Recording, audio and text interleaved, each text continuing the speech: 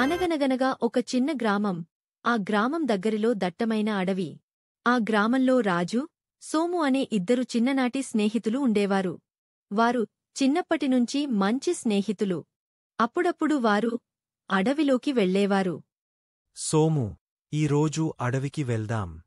చాలా రోజులైంది సాహసానికి వెళ్ళి. సరే రాజు. ఎవరికి తెలుసు, మనం ఏదైనా అసాధారణమైనది కనుగొనవచ్చు. అడవిలోపలికి వెళ్లారు. వారు ఒక అసాధారణమైన వస్తువును కనుగొన్నారు. చూడు, సోము, ఈ చెట్టు కింద ఏదో పాతిపెట్టుంది. దాన్ని తవ్వి బయటకు తీద్దాం. పెట్టెను తెరిచినప్పుడు అది బంగారు నాణేలు మరియు ఆభరణాలతో మెరుస్తూ కనిపించింది. మనము ధనవంతులమయ్యాం, రాజు. ఇది ఒక ఖజానా. ఆగు, సోము, ఇందులో ఒక గమనిక ఉంది. ఈ ఖజానా శాపగ్రస్తం. స్వచ్ఛమైన హృదయంతో ఉన్నవారు మాత్రమే దీనిని సురక్షితంగా సొంతం చేసుకోగలరు. అత్యాశ ఆపదను తెస్తుంది అని రాసి ఉంది. సోము, మనం దీన్ని వదిలేయాలి. ఇది సరైనదని అనిపించడం లేదు. మూఢనమ్మకం వద్దు, రాజు. ఇది కేవలం భయపెట్టడానికి మాత్రమే పెట్టారు. రాజు సంకోచంతో ఒప్పుకొన్నాడు. ఇద్దరు కలిసి పెట్టెను గ్రామానికి తీసుకువచ్చారు. రేపు దీనిని సమానంగా పంచుకుందాం.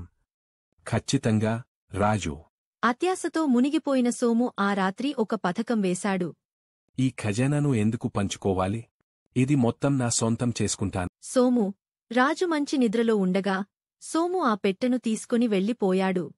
మరుసటి రోజు ఉదయం రాజు లేచి చూసేసరికి సోము మరియు పెట్టె రెండూ కనబడలేదు. సోము నన్ను మోసం చేశాడు.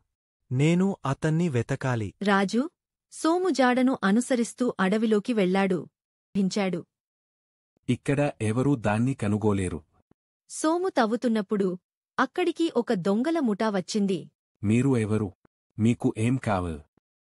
మాకు ఆ బంగారు పెట్టె కావాలి. సోముని ఆ దొంగలు చుట్టుముట్టేశారు. తను చేసిన తప్పును గ్రహించాడు. దయచేసి నన్ను క్షమించమని రాజుని తలుచుకుంటూ మనసులో అనుకున్నాడు.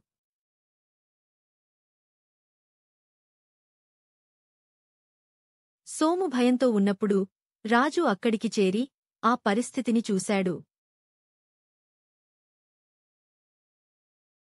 రాజు సోముని చీకటి పడ్డాక కాపాడుదాం అనుకున్నాడు. చీకటి పడింది. రాజు వాళ్లని గమనిస్తూ ఉన్నాడు. దొంగలు నిద్రలోకి జారుకున్నారు. మెల్లిగా సోము దగ్గరికి వెళ్లాడు. సోముని బంగారం పెట్టెను తీసుకుని వెళ్ళిపోయాడు. రాజు, నా అత్యాశ మన స్నేహాన్ని దెబ్బతీసింది. క్షమించు. స్నేహం అత్యాశ కంటే గొప్పది సోము. మనం ఈ అనుభవం నుండి పాఠం నేర్చుకున్నాం. రాజు మరియు సోము కలిసి ఖజానాను తిరిగా అదే చోట పాతిపెట్టారు. రాజు మరియు సోము గ్రామానికి తిరిగవచ్చారు. ఈ సంఘటన తర్వాత రాజు మరియు సోము స్నేహం మరింత బలపడింది. ధన్యవాదాలు. మా కథను చూసినందుకు. నచ్చితే లైక్, షేర్, సబ్స్క్రైబ్ చేయండి.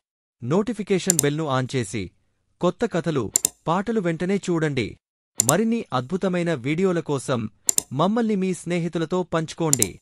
తర్వాతి సరదా వీడియోలో కలుద్దాం. ఆ ఏల్ కార్టూన్ వినోదం, విజ్ఞానం కలిసిన ప్రపంచం.